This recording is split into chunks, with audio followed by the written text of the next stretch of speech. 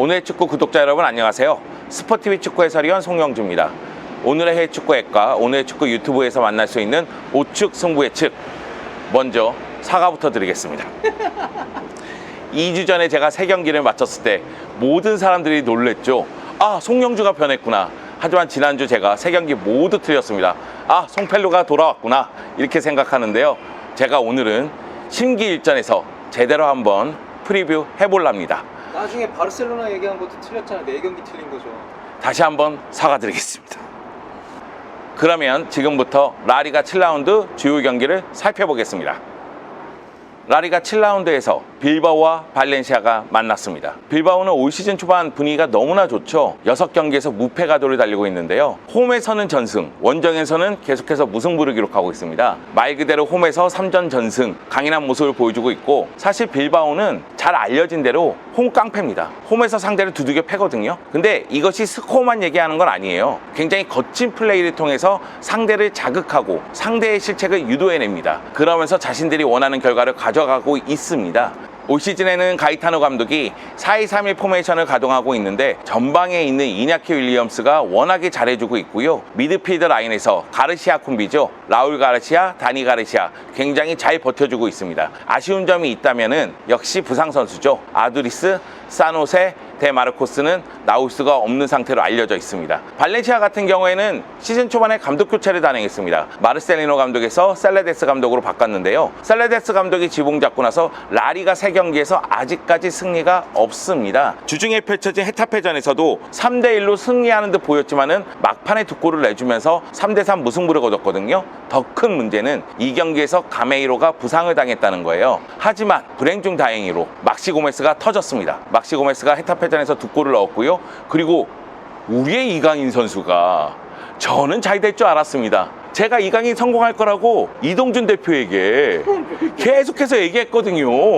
네. 한 적이 없는데요? 제가 했습니다. 제가 저렇게 기억력이 나빠요. 이강인 선수가 드디어 라리가 첫 선발 경기에서 데뷔골을 넣었습니다. 이강인 선수 득점 기록을 좀 찾아보자면 18세 218일의 나이에 넣은 골로 발렌시아에서 외국인 선수로는 차례 연소 득점 기록이고요. 2012년에 셀타비고에서 박주영 선수가 골을 넣은 다음에 라리가에서 골을 넣은 2번째 한국인 기록이 되겠습니다. 일단 발렌시아 같은 경우에는 공격이 터지고는 있는데 수비가 조금씩 흔들리고 있습니다. 살레데스 감독 같은 경우에는 수비 시에는 마르셀리노 감독의 4-4-2 전술을 그대로 쓰지만은 공격 시에는 오른쪽 라인에 코클랭을 배치하면서 중앙으로 움직이게 하고, 왼쪽에 있는 윙어가 위로 올라가면서 3명의 공격수를 움직이게끔 만드는 전술을 쓰고 있어요. 문제는 이 공격에서 수비로 전환될 때의 문제거든요. 그러면서 실점을 하고 있기 때문에 발렌시아는 빌바오 원정에서도 수비의 문제를 드러낼 가능성이 큽니다.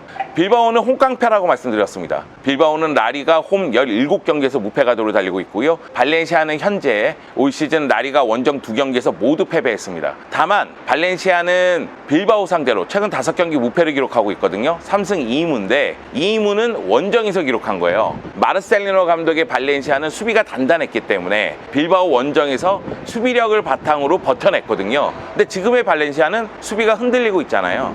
그 점을 고려했을 때 발렌시아가 빌바오 원정 가서 홈깡패에게 두들겨 맞을 것이다. 결국 빌바오의 승리가 예상됩니다.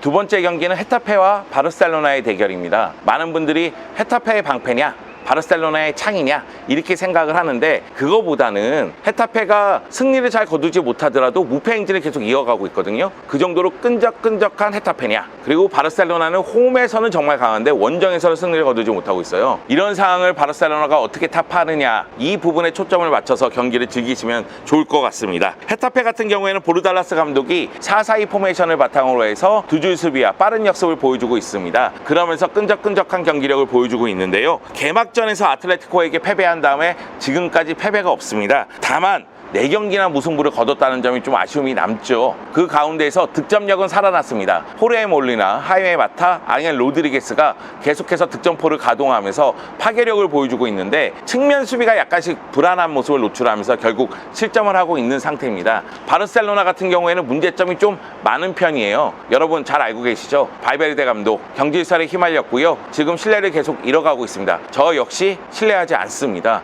돌베르데 감독이라고 얘기 많이 하잖아요. 임기응변에 너무 약하고요. 플랜 A도 흔들리고 있습니다. 여기에 메시가 부상에서 돌아왔는데 또다시 부상을 당했습니다. 그런데 좀 아쉬운 점이 있다면은 우스만 덴벨레가 좀 제 역할을 하는데 루이스 수아레스도 부진하다는 거죠. 여러모로 악재가 많이 껴있는 바르셀로나입니다. 바르셀로나는 전방 압박이 좋은 팀인데 전방 압박을 할 때 미드필더들은 위로 올라가면서 전방 압박을 하는데 순간적으로 그 타이밍에 2선과 3선의 간격이 벌어져요. 그리고 이 압박을 뚫어내는 팀이 있으면 공간이 확보되면서 빠르게 역습이 가능하거든요. 그러면 피케라든가 랑글레 중심의 수비수들이 대처 능력이 뛰어나야 되는데 대처 능력이 조금씩 떨어지고 있다는 점이에요. 그러면서 실점이 많아지고 있어요. 그리고 공격 시에는 메시가 없을 때에는 1선과 2선 사이의 공간을 누군가가 커버하면서 플레이를 가해줘야 되거든요. 그러면은 사실 메잘라 위치에 있는 선수들이 앞으로 전진해 가면서 공격을 전개해야 되는데 그 점이 또 약합니다.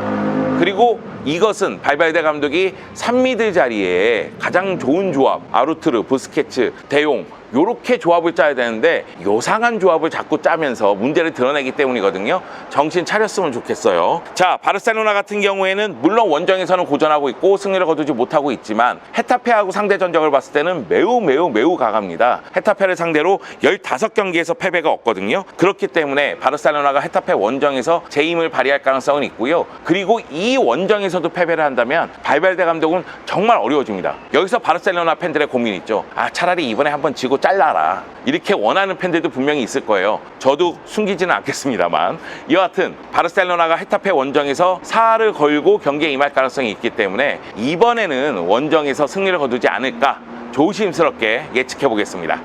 발베르데 후임은 누가 생각하세요? 일단은 사비아 에르난데스가 이야기가 나오고 있어요. 그런데 사비아 에르난데스가 감독 경력이 너무나 짧기 때문에 그 부분에 대해서 걱정하시는 분이 많거든요. 그런데 과르디올라 감독 바르셀로나 지붕 잡았을 때 경력이 엄청나게 많았습니까? 아니에요. B팀 약간 이끌었을 뿐이거든요. 그 점을 고려했을 때 차라리 발바르데보다는 사비가 나을 수도 있습니다. 일단 비전이 있어야 되잖아요. 특히 같은 실수를 반복하잖아요. 이건 너무 심한 거 아닌가. 같은 실수를 반복하시고. 여러분 잠깐 카메라 끄고 구타 한번 하고 오겠습니다. 세 번째 경기는 마드리드 더비입니다. 라리가 1위와 2위의 대결이죠. 아틀레티코 마드리드 같은 경우에는 주중 경기에서 4경기 만에 승리를 거두면서 분위기 반전에 성공했습니다. 특히 디에고 코스타하고 주앙 페리스가 골을 넣으면서 부진했었던 공격수들이 살아나는 모습이에요. 아쉬운 점이 있다면 알바로 모라타는 왜 그래? 걔는 뭐가 문제야? 돌아오자마자 교체 출전했는데 퇴장당했어요. 그래서 마드리드 더비에 나오지 못합니다. 근데 디에고 코스타가 이 경기에서 한 골을 넣으면서 살아나긴 했지만 여전히 좀 아쉽잖아요. 기대만큼 활약을 못하잖아요. 그리고 주앙 펠릭스는 아직 어린 선수이기 때문에 마드리드 더비에서 얼마만큼 활약할지 지금 확신할 수 없는 상태거든요. 시메오네 감독 입장에서는 하던 대로 할 것 같습니다. 4-4-2 포메이션 가동하면서 두 줄 수비로 조심스럽게 레알 마드리드를 상대하면서 실점하지 않는 쪽에 먼저 초점을 맞추지 않을까 생각을 합니다. 반면에 레알 마드리드는 돌아왔습니다. 우리가 알고 있는 그 강팀으로 돌아왔죠. 세비야도 제압을 했고요. 그리고 주중에 로테이션을 돌렸는데 오사수나에게 승리를 거뒀습니다. 특히 비니시우스, 호드리고 이 브라질 선수들이 골을 넣으면서 백업 자원들도 제 역할을 하는 모습이 나오기 시작했거든요. 비니시우스 같은 경우에는 무려 8개월 만에 골을 넣었고요. 호드리고는 교체 투입된 지 1분 만에 골을 넣었습니다. 일단 레알 마드리드의 공격진은 여러분이 잘 알겠지만은 아자르, 벤제마, 베일이 나올 가능성이 크잖아요. 하지만은 이 가운데 누가 좀 지치거나 아니면은 이제 교체될 상황이 된다면 비니시우스 넣어도 되고 호드리고 넣어도 되고 전체적으로 흐름이 좋다는 얘기예요. 수비 쪽에서는 좀 아쉬움이 있습니다. 왜 그러냐면은 왼쪽 측면 수비수 2명이 모두 부상을 당했어요. 페르랑 멘디하고 마르셀로가 부상을 당했거든요. 만약의 경우 두 선수가 모두 못 나온다면 오사수나전처럼 나초 선수가 왼쪽 풀백으로 나올 가능성이 큽니다. 흐름 자체는 양팀 다 나쁘지 않습니다. 4경기 만에 승리를 거둔 아틀레티코 마드리드 2연승, 그리고 2경기 무실점을 기록한 레알 마드리드, 그리고 레알 마드리드 같은 경우에는 라리가에서는 아틀레티코 마드리드를 상대로 6경기 무패를 기록하고 있어요. 하지만 아틀레티코 마드리드는 UEFA 슈퍼컵 그리고 올 시즌 시작하기 전에 치른 ICC에서 레알 마드리드를 제압한 경험이 있습니다. 1장 1단이 있다는 거죠. 경기도 일진, 일퇴가 반복될 가능성이 큽니다. 수비적으로 강한 아틀레티코 마드리드, 공격 쪽에서 힘을 찾은 레알 마드리드. 그렇기 때문에 이 경기는 정말로 치고받고 싸우면서도 승부를 내지 못할 가능성이 큽니다. 무승부를 예상하겠습니다.